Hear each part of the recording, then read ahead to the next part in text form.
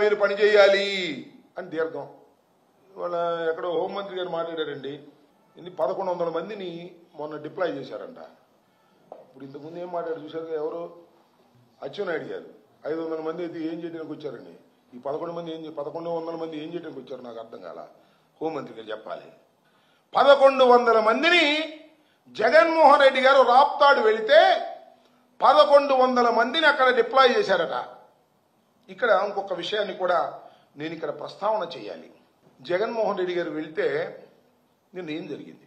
సరే, పోలీసు వ్యవస్థ టోటల్గా ఒక సెక్షన్ ఆఫ్ పోలీస్ ఆఫీసర్సు వాళ్ళ పోస్టింగ్ల కోసమనండి లేకపోతే మరొకటనండి చంద్రబాబు నాయుడు గారి ప్రభుత్వానికి కొమ్ముగాసి ధర్మం చేయకోకుండా అన్యాయంగా అక్రమంగా కేవలం మా మీద కేసులు పెట్టేటటువంటి కార్యక్రమాలు చేస్తున్నారు. వారి మీద కేసులు పెట్టడానికి వెళ్తే కూడా తీసుకునేటువంటి పరిస్థితి కనిపిస్తా ఉన్నది. ఇది 11 మాసాల్లో రుజువైపోయింది. మీరు చూశారు. న్యాయస్థానాలు కూడా చాలా సందర్భాల్లో వ్యాఖ్యలు చేశాయి. సిగ్గుపడాలి హోంమంత్రి గారు. హోంమంత్రి గారు కాదులే, సిగ్గుపడాలి. హోంమంత్రిగా వ్యవహరిస్తున్నటువంటి డిఫాక్టో హోంమంత్రి మన లోకేష్ గారు. కోర్టు ఏమండి ఒక ఆయనంట ఏదో ఒక పోస్టింగ్ పెట్టాడని ఎక్స్టార్షన్ కేసు పెట్టారు. ఎక్స్టార్షన్, దోపిడీ చివాట్లు పెట్టింది హైకోర్టు. సినిమాల్లో కూడా దోపిడీలు జరిగితే వాళ్ళ మీద కేసులు పెట్టేస్తారా? ఒక పోస్టింగో లేకపోతే ఒక ఎపిసోడో చేసి దాన్ని పోస్ట్ చేస్తే వ్యంగ్యంగా దాని మీద మీరు పెడతారా అని అడిగారు. ఇలా పోలీసులు మీ చెప్పు చేతల్లో ఉండి వైఎస్ఆర్ కాంగ్రెస్ పార్టీ కార్యకర్తల మీద సోషల్ మీడియా మీద కేసులు పెట్టి వెంటబడతా ఉన్నప్పుడు ఆ మాత్రం వ్యాఖ్యలు చేయకూడదా? ప్రజాస్వామ్యంలో అడుగుతా ఉన్నా. ఈ వ్యాఖ్యలు చేస్తే తప్పు అంట, సైకో అంట, రౌడీ అంట, నిజం చెప్పని వ్యక్తి అంట, ఇలాంటివన్నీ కూడా మాట్లాడేటువంటి పరిస్థితి చేస్తున్నారు. ఎస్, నిన్న జగన్మోహన్ రెడ్డి గారు వెళ్ళారు. ఏం జరిగిందండి? మీరు ఒక చోట మేము అడిగాం, అది 9 కిలోమీటర్ల దూరం, అక్కడ మేము పర్మిషన్ ఇవ్వం, దగ్గరలో ఇస్తాం అన్నారు. ఓకే, దగ్గరలో ఇచ్చారు. హెలికాప్టర్ ల్యాండ్ అయింది. ల్యాండ్ అయిన తర్వాత ఏమైందండి? ల్యాండ్ అయిన తర్వాత జనం ఎగబడ్డారు. సహజం. చంద్రబాబు నాయుడు గారికి జనం ఎగబడరు కానీ, లోకేష్ గారికి జనం ఎగబడరు కానీ, జగన్మోహన్ రెడ్డి గారు వెళితే మరి ఓట్లు ఎందుకు రాలేదో మాకు అర్థం కాలేదు కానీ వెళితే వేలాది మంది జగన్మోహన్ రెడ్డి గారి దగ్గరికి పరిగెత్తుకుంటూ వస్తారు ఎమోషన్గా. ఇది వాస్తవం. నేను కూడా ఆయనతో చాలా సందర్భాల్లో చూశా. అందరికీ తెలిసినటువంటి సత్యం. వేలాది మంది వచ్చారు. హెలికాప్టర్ మీద దగ్గరికి వచ్చారు చూద్దామని. వాళ్ళు హెలికాప్టర్ను ధ్వంసం చేద్దామనో జగన్మోహన్ రెడ్డి గారిని ఏదో చేద్దామనో రాలా. ప్రేమతో అభిమానంతో ముందుగా ఆయనతో కరచాలనం చేసుకోవాలని వచ్చారు. వేలాది మంది వచ్చారు. ఏమిచ్చారండి మీరు కస్టడీ? నాకు ఏమిచ్చారండి మీరు ప్రొటెక్షన్? ఎక్కడ నాకు అర్థం కాలేదు. ఒకసారి చూడండి విజువల్స్. హెలికాప్టర్ మధ్య జనం మధ్యలో ఉంది. ఒక కారు ఉన్నట్టుగా హెలికాప్టర్ మధ్యలో ఉంది, జనం మధ్యలో. వేలాది మంది జనం చుట్టూ ఏమిచ్చారు మీరు సెక్యూరిటీ నేను అడుగుతా ఉన్నా. అదేమంటే హోంమంత్రి గారు అంటూ ఉంటారు పులివెందుల శాసనసభ్యుడు అని. రెచ్చగొట్టే మాట, కించపరిచే మాట కొద్దిగా మైండ్లో పెట్టుకోండి. ఆయన పులివెందుల శాసనసభ్యుడే. ఇప్పుడు ఎప్పుడు ఎప్పటికీ కూడా మాజీ ముఖ్యమంత్రి, గుర్తుపెట్టుకోండి, మాజీ ముఖ్యమంత్రి కుమారుడు. ఎక్కడికి వెళితే అక్కడ లక్షలాది వేలాది మంది జనం వచ్చేటటువంటి ఒక అద్భుతమైన అపూర్వమైన ప్రజాదరణ కలిగినటువంటి వ్యక్తి. వాళ్ళ 11 రావచ్చు, అది వేరే విషయం. కానీ మీరు కించపరుస్తూ ఉన్నారు. మాటకు ముందు పులివెందుల ఎమ్మెల్యే 1+1 ఇస్తాం, Z+ సెక్యూరిటీ ఇచ్చాం. ఎవరు ఇచ్చారు Z+ సెక్యూరిటీ? మీరు ఇచ్చారా?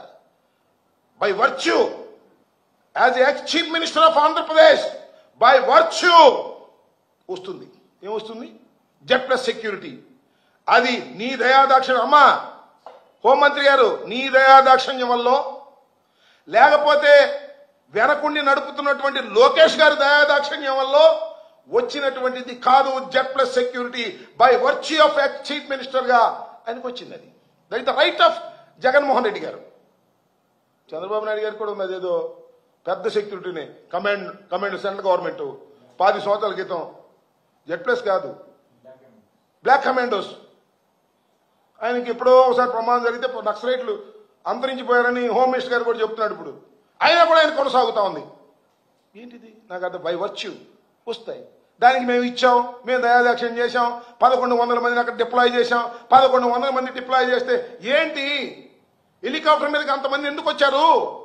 మీ వాళ్ళేగా వచ్చింది. మా వాళ్ళు అయితే దేవుడు గుడికి వెళ్తారు, అందరూ భక్తులే, తొక్కులాడుకోలే. దేవుడిని చూద్దామని తొందరగా వెళ్ళేటప్పుడు అట్టకే మీరు కంట్రోల్ చేయాల్సిన బాధ్యత గవర్నమెంట్కి లేదా? లేదని చెప్పండి పోనీ అనుకుంటాం. మేము జగన్మోహన్ రెడ్డి గారి టూర్కి భద్రత కల్పించవలసిన అవసరం మాకు లేదు అని లోకేష్ గారు, అనితమ్మ గారు, చంద్రబాబు నాయుడు గారు చెప్పండి. మా దోమ మేము చూసుకుంటాం, ఏదో ఒకటి కోర్టుకు వెళ్ళటమో లేదా కేంద్ర ప్రభుత్వం దగ్గరికి వెళ్ళటమో. నాకు అర్థం కాదండి. మొన్న మిర్చియాడికి జగన్మోహన్ రెడ్డి గారు పరామర్శించడానికి వస్తే టక్కని తీసేశారు. చాలా దురదృష్టం, అన్యాయం, అక్రమం, అప్రజాస్వామికం. ఒక Z+ సెక్యూరిటీ ఇచ్చిన తర్వాత ఏమంటే రాత్రిపూట టక్కన అర్ధరాత్రి గడ సెక్యూరిటీ తీసేస్తారా? Without reason, without intimation. ఇదే గవర్నర్ గారి దగ్గరికి వెళ్ళి అడిగితే గవర్నర్ గారు ఆశ్చర్యపోయారు. నోటీస్ ఇవ్వలేదా అన్నాడు. ఎందుకంటే గవర్నర్ గారు ఈజ్ జస్టిస్, చట్టం తెలిసినటువంటి వ్యక్తి, న్యాయం తెలిసినటువంటి వ్యక్తి. ఆయన మా ముందు ఏం కామెంట్ చేయలేదు. కానీ ఏమంటే నోటీస్ ఇవ్వలేదా ముందు అని అడిగాడు. అంటే అర్థం ఏంటి? వితౌట్ నోటీస్ Z+ సెక్యూరిటీని మీరు విత్డ్రా చేసుకున్నారు. నాకు ఆవేదనతో అడుగుతా ఉన్నా, నేను బాధతో అడుగుతా ఉన్నా. వైఎస్ఆర్ కాంగ్రెస్ పార్టీ శ్రేణులు భయపడుతున్నాయి. మీరు సెక్యూరిటీ కల్పించడంలో విఫలమైతే పర్వాలేదు, అసలు ప్రయత్నమే చేయట్లేదు మీరు. అంటే సెక్యూరిటీ ఇవ్వకోకుండా జగన్మోహన్ రెడ్డి గారిని గాలికి వదిలేస్తే ఏమన్నా జరిగితే సంతోషపడదామని ఆలోచిస్తున్నారా అనేటువంటి అనుమానం కలుగుతుంది మాకు. ఇది ధర్మమేనా? న్యాయమేనా? ఏమంటుంది, ఇక్కడ ఒక మాట ఉందండి, భలే విచిత్రంగా ఉంది. ఈ హత్య అంట కుటుంబ నేపథ్యంలో జరిగిందంట. రాప్తాడులో జరిగినటువంటి హత్య. ఆమె 11,000 మంది ఇచ్చావు సరే. ఆమంటది ఈ క్రిమినల్ సైకాలజీ ఉన్న వ్యక్తి పొలిటీషియన్ అయితే నాకే చాలా చిరాకు ఉందంట. ఆమె నాకే చాలా చిరాకు ఉంది. పైన దిగొచ్చింది ఆమెకే చిరాకు ఉందంట పాపం. ఎందుకంటే చాలా సీనియర్ కదా, ఆమెకే చిరాకుగా ఉంది. ఇలాంటి కామెంట్లన్నీ చేసేటటువంటి పరిస్థితిలో ఇవాళ హోంమంత్రి గారు ఉన్నారు. చాలా దురదృష్టకరమైనటువంటి పరిణామాలను కూడా మనవి చేస్తున్నాను. ఈరోజు పోలీస్ వ్యవస్థ ఇప్పటికీ నేను మనవి చేస్తున్నాను. ఇవాళ కేవలం 11 మాసాలైంది ఈ ప్రభుత్వం వచ్చి.